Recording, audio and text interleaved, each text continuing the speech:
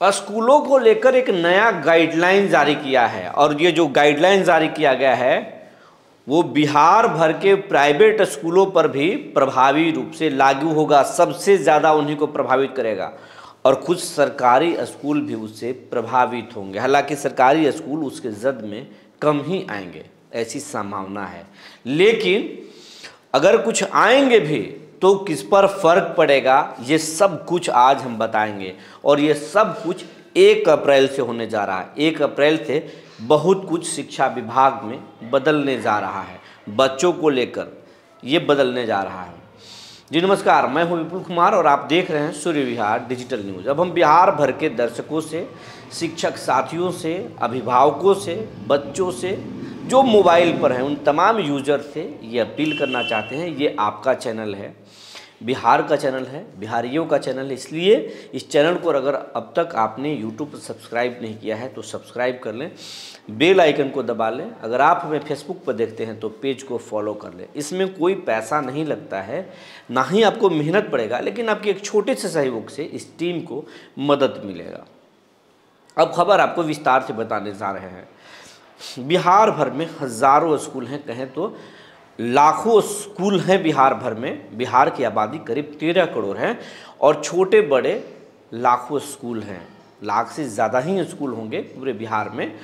और 24 मार्च को परिवहन निदेशालय ने एक पत्र जारी किया है और पत्र जारी करके साफ साफ कह दिया है कि बिहार भर में अब जो बच्चे टैक्सी से, टोटो से, ऑटो से, टैक्सी से नहीं मतलब टोटो से या ऑटो से जो बच्चे, ई रिक्शा से जो बच्चे जाते हैं स्कूल, वो अब 1 अप्रैल से नहीं चलेंगे। अगर ऐसा करेंगे तो स्कूलों पर कार्रवाई की जाएगी।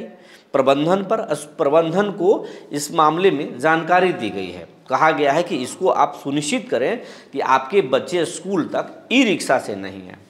इसके साथ साथ कार्रवाई की बातें नहीं कही गई, बस ये कहा गया है कि उनको बोले इस पर सख्त कार्रवाई होगी अगर इसका कोई उल्लंघन करेगा तो।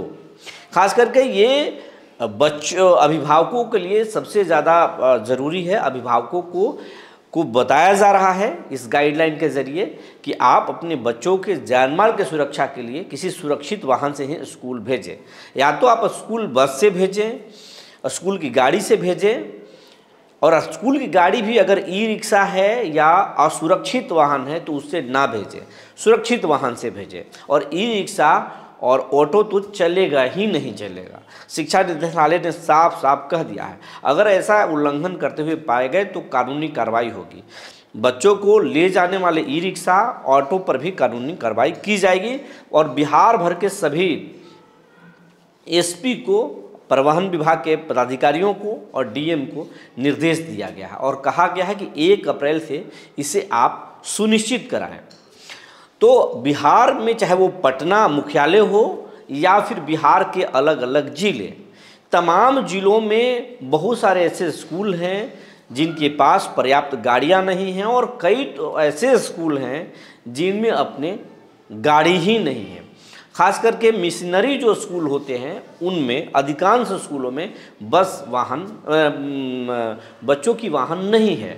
वहाँ पर अभिभावक अपने बच्चों को खुद से पहुँचाते हैं, बाइक के ज़रिए, कार के ज़रिए, ई रिक्शा के ज़रिए, ऑटो के ज़रिए वो भेजते हैं।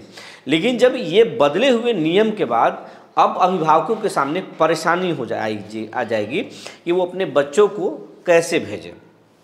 अगर उस स्कूल में बस ही नहीं है तो फिर वो ई रिक्शा या फिर ऑटो के बजाय किस चीज़ से भेजें। स्कूल प्रबंधन से इस संबंध में बात भी कर रहे हैं अभिभावक, पेरेंट, और स्कूल प्रबंधन भी अब सख्ती में आ गया है। वैसे स्कूल प्रबंधन जिनके पास पर्याप्त बसें नहीं हैं या तो बसें हैं ही नहीं, वो भी संकट में आ गए हैं।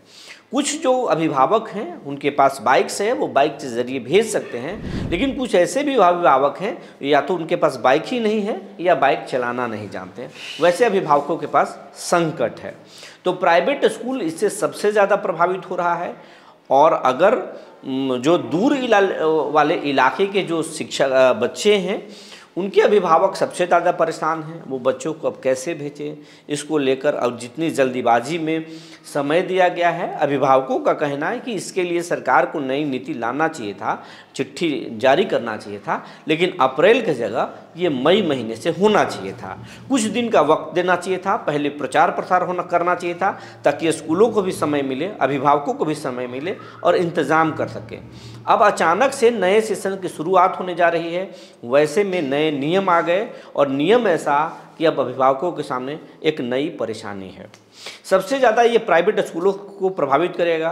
कुछ सरकारी स्कूल भी हैं शहरों में जिनके बच्चे जाते हैं हाई स्कूल में, वो ई रिक्शा से जाते हैं या ऑटो से जाते हैं, या गांव देहात में भी कई ऐसे हाई स्कूल हैं जिनके बच्चे ई रिक्शा वगैरह से जाते हैं।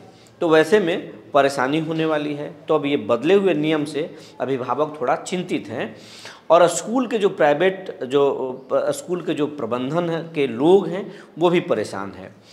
कुछ लोग कह रहे हैं कि गाड़ी बढ़ाएंगे, कुछ लोग बोल रहे हैं कि इस पर विचार करेंगे। स्कूलों पर ज़्यादा बोझ आएगा तो हम अभिभावकों से बात करेंगे।